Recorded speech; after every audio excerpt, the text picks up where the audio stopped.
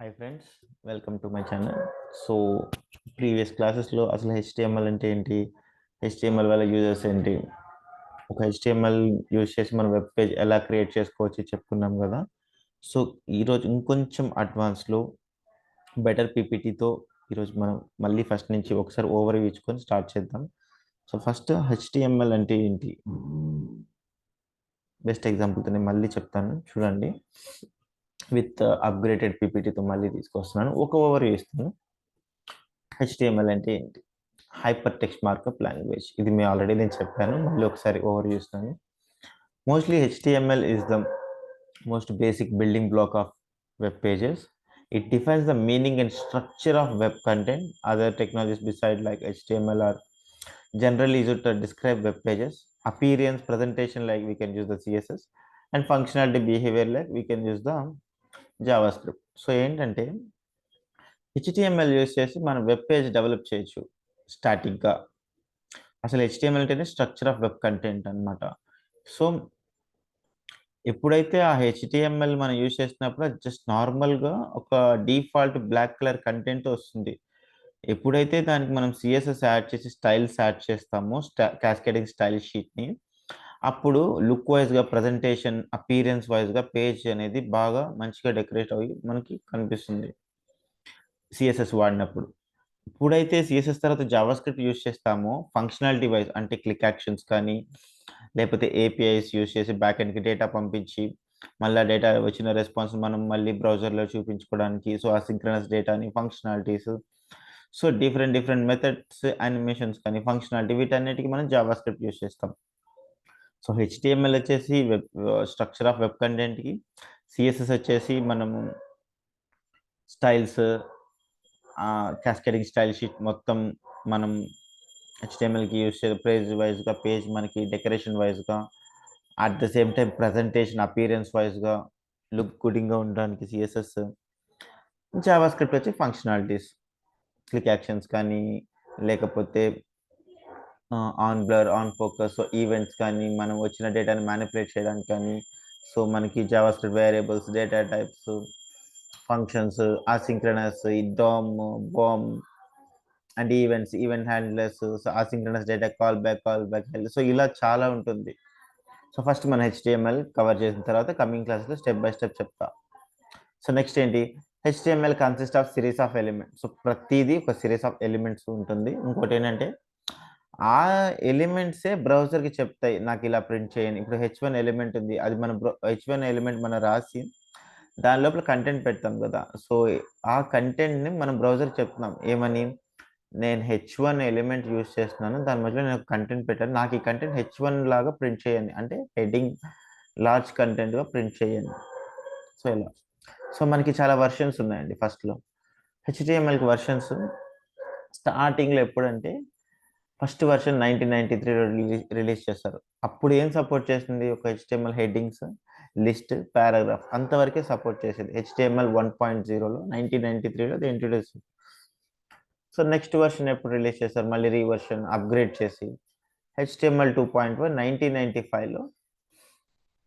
అప్పుడు దాంట్లో ఏమేమి యాడ్ చేశారంటే న్యూ ఫీచర్స్, ఒక ఇంట్రడక్షన్ ఆఫ్ ఫార్మ్స్ ఇంట్రడ్యూస్ చేశారు, అట్లానే టేబుల్ కంటెంట్ని ఇంట్రడ్యూస్ చేశారు. తర్వాత 1997లో హెచ్టిఎంఎల్ 3.2 వర్షన్ రిలీజ్ చేశారు. దాంట్లో ఏంటంటే ఫామ్ ఎలిమెంట్స్ని ఇంకా బెటర్ వేగా అప్గ్రేడ్ చేశారు, అట్లానే ఎక్స్టెండెడ్ క్యారెక్టర్ సెట్ని యాడ్ చేశారు, మళ్ళీ ఇమేజ్ హ్యాండ్లింగ్ ఇంప్రూవ్ చేశారు. అట్లాగే సిఎస్ఎస్ సపోర్ట్ ఇక్కడ నుంచే స్టార్ట్ చేశారు. మామూలుగా హెచ్టిఎంఎల్ 3.2 వర్షన్ నుంచి సిఎస్ఎస్ అనేది సపోర్ట్ చేయడం స్టార్ట్ చేశారు.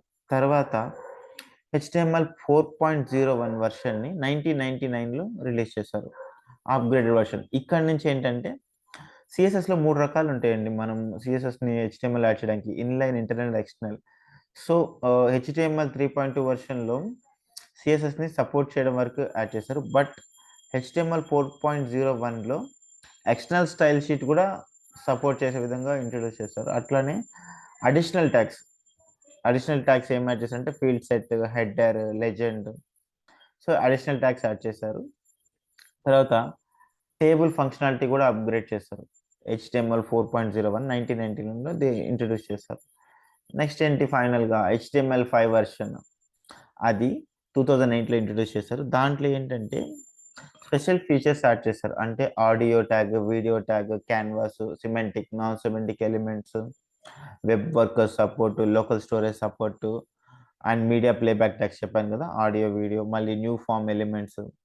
సో, ఇలా లేటెస్ట్ వెర్షన్‌ని అప్‌గ్రేడ్ చేశారు. తర్వాత హెచ్‌టీఎంఎల్6 అప్‌గ్రేడ్ చేయలేదు.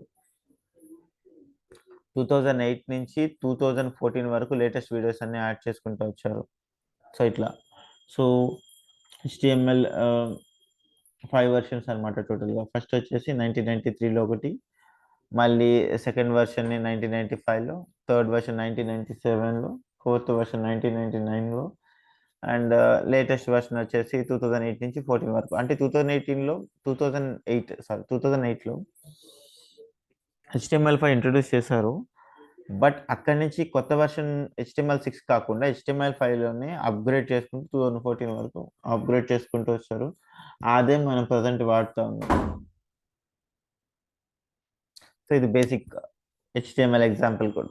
సో, బేసిక్ సింటాక్స్ అన్నమాట. ఇది ఆల్రెడీ మనం ప్రీవియస్ క్లాస్‌లో చెప్పుకున్నాం.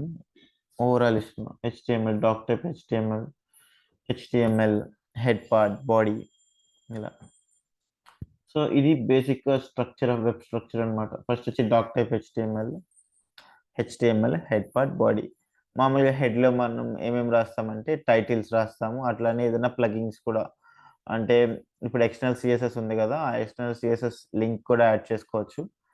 అట్లానే స్క్రిప్ట్ వైస్‌గా జావా స్క్రిప్ట్ ఫైల్ కూడా మనం హెడ్ పార్ట్‌లో యాడ్ చేసుకోవచ్చు. బూట్‌స్ట్రాప్ క్లాస్ చెప్పుకుంటాం కదా! ఆ బూట్‌స్ట్రాప్ ప్లగిన్ కూడా మనం హెడ్‌లో యాడ్ చేసుకోవచ్చు. చేసుకొని మనం ఏదైనా మన హెడ్‌లో యాడ్ చేసిన డేటా అనేది ఆ పర్టిక్యులర్ డాక్యుమెంట్ మొత్తానికి అప్లికబుల్ అవుతుంది. అట్లా. ఇప్పుడు ఒక టైటిల్ ఇచ్చాం గదా! టైటిల్‌లో కంటెంట్ ఆఫ్ టైటిల్. ఇప్పుడు ఆ ఎంటైర్ డాక్యుమెంట్‌కి ఒక టైటిల్ మనము యాడ్ చేస్తే, ఆ పేజ్ మొత్తానికి టైటిల్ అక్కడొస్తుంది. సో, ఈ పేజ్ మొత్తానికి ఇది టైటిల్ అన్నట్లు. సో, ఇలా. బాడీలో ఏంటంటే మనం ఏ కంటెంట్ రాస్తామో బాడీలో అదే బ్రౌజర్‌లో డిస్‌ప్లే అవుతుంది. హెడ్‌లో రాసేది డిస్‌ప్లే అవ్వదు. మనం బాడీలో రాసే కంటెంట్ ఏమైతే రాస్తామో అదే బ్రౌజర్‌లో డిస్‌ప్లే అవుతుంది. సో, ఇది ఏంటంటే ఓవరాల్‌గా web structure.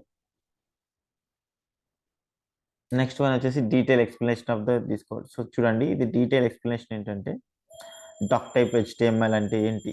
Dock type HTML అంటే ఏంటంటే declare the HTML version. So, మనం బ్రౌజర్‌కి చెప్తున్నాం. ఈ వెర్షన్‌లో నేను కోడ్ రాస్తున్నాను.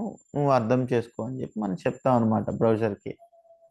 సో, డాక్ టైప్ హెచ్‌టీఎంఎల్ అంటే ఏంటంటే అది హెచ్‌టీఎంఎల్ వెర్షన్ కాబట్టి హెచ్‌టీఎంఎల్5 వెర్షన్ నేను రాస్తున్నాను అని చెప్తున్నాం. Next HTML. హెచ్‌టీఎంఎల్ ఏంటంటే అది రూట్ ఆఫ్ ఎలిమెంట్ అనమాట. అది స్టార్టింగ్ రూట్. స్టార్టింగ్ నుంచి ఎండ్ వరకు ఉంటది. దాని మధ్యలోనే మనం హెడ్స్, బాడీస్ రాసుకుంటాం. హెడ్.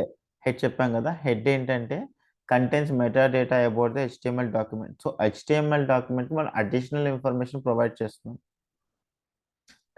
టైటిల్ అని చెప్పాం గదా! మనం రాసే టైటిల్ అనేది బ్రౌజర్‌లో యూఆర్ఎల్ కింద మనకి డిస్‌ప్లే అవుతుంది. యూఆర్ఎల్ పైన మనం ఈ కంప్లీట్ డాక్యుమెంట్‌కి మనకు టైటిల్ యాడ్ చేస్తున్నాం కాబట్టి ఈ అప్లికేషన్ మొత్తానికి అది టైటిల్ అన్నమాట.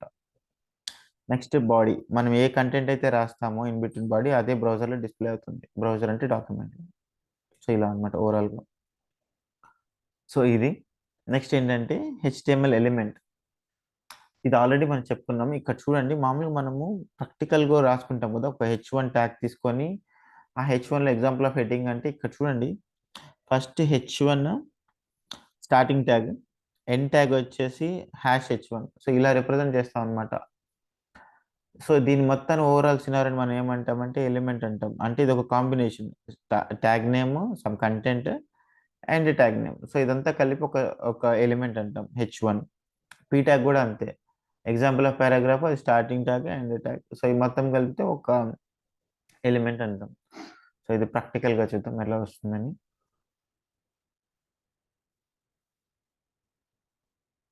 సో, ఒక చిన్న న్యూ ఫైల్ తీసుకుంటాం. ఒక టెక్స్ట్ ఫైల్. ఒక నెక్స్ట్ ఫైల్ తీసుకొని దీన్ని సేవ్ చేస్తాం. సో, చెప్పాం గదా! ఆల్రెడీ ప్రీవియస్ క్లాస్‌లో ఏంటంటే ఒక హెచ్‌టీఎంఎల్ ఫైల్‌ని సేవ్ చేయాలనుకుంటే ఫస్ట్ మనం ఒక నేమ్ ఇచ్చి నేమ్ డాట్ ఎప్పుడైతే ఇక్కడ డాట్ హెచ్‌టీఎంఎల్ అనే ఒక ఎక్స్‌టెన్షన్‌తో సేవ్ చేస్తామో ఆ ఫైల్ హెచ్‌టీఎంఎల్ పేజ్‌గా సేవ్ అవుతుంది. ఇప్పుడు ఇక్కడ ఒక ఫైల్ ఉంది కదా! ఇప్పుడు ఇక్కడ నేమ్ డాట్ సిఎస్ఎస్ అని సేవ్ చేస్తాం అనుకోండి, నార్మల్ ఫైల్ సిఎస్ఎస్ ఫైల్గా కన్వర్ట్ అవుతుంది. ఎందుకంటే డాట్ సిఎస్ఎస్ నొటేషన్తో యాడ్ చేసాం కాబట్టి. ఇప్పుడు ఇక్కడ నేమ్ డాట్ జేఎస్ అని పెడితే అని సేవ్ చేస్తే ఆ file normal file JS file కింద కన్వర్ట్ అవుతుంది. సో ఇట్లా. సో ఇక్కడ నేమ్ డాట్ హెచ్టిఎంఎల్ ఉంది కదా, దీంట్లో మనము ఇలా షార్ట్ కట్ ఉంటుందండి. Shift plus not button click చేస్తే మనకి ఇలా షార్ట్ కట్ ఎక్స్టెన్షన్ వస్తుంది. సో ఇదేంటంటే మనం టెక్నికల్ టర్మ్లో ఏం చెప్పవచ్చు అంటే బాయిలర్ టెంప్లెట్ అని చెప్పొచ్చు. సో ఈ పర్టికులర్ బాడీలోనే మనం కంటెంట్ రాసుకునేది బ్రౌజర్లో డిస్ప్లే అవుతుంది. ఇక్కడ ఎగ్జాంపుల్ కంటెంట్ ఉన్నాం కదా, ఇక్కడ చూడండి. సో ఇదేంటి tag name some content. So ఇది ట్యాగ్ నేమ్, ఇక్కడ సమ్ కంటెంట్ చూడండి.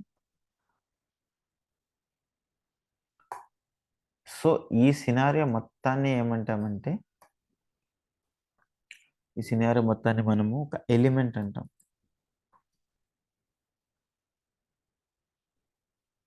సో ఎలిమెంట్ అంటాం. ఎలిమెంట్ అంటే ఏంటి? It's combination of starting tag, some content in between and end tag. So ఈ సినారియో మొత్తాన్ని మనం వచ్చేసి ఒక ఎలిమెంట్ అంటాం. సో ఈ H1 అనేది ఏంటంటే బ్లాక్ లెవెల్ ఎలిమెంట్. P అనేది పారాగ్రాఫ్, ఇది కూడా ఒక బ్లాక్ లెవెల్ ఎలిమెంటే. సో బ్లాక్ లెవెల్ ఎలిమెంట్ అంటే ఏంటంటే ఆ ఎలిమెంట్ ఒక న్యూ లైన్ నుంచి స్టార్ట్ అవుతుంది. So based on the scenario ఆ విడ్త్‌ని అదే ఆక్యుపై చేస్తుంది. సో ఇట్లా ఉంటుందన్నమాట.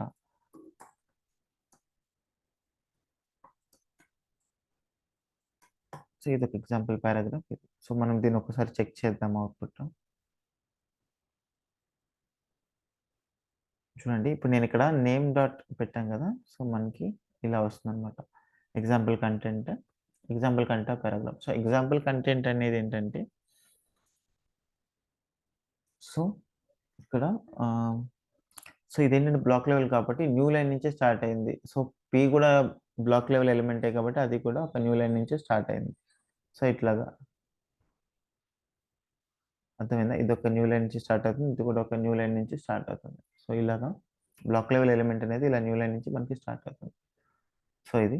సో కమింగ్ క్లాసెస్ నుంచి ఇంకొంచెం డీటెయిల్గా ఎక్స్ప్లెయిన్ చేసుకుందాం. Thank you.